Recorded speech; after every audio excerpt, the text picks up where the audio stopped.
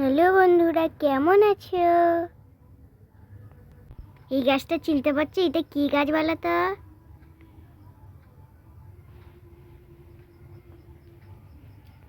এটা হলো খেজুর গাছ। দেখো কত ফুল ধরেছে গাছে।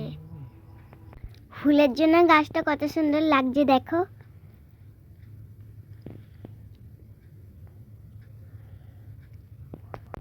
এরপর গাছে খেজুর ফল ধরবে।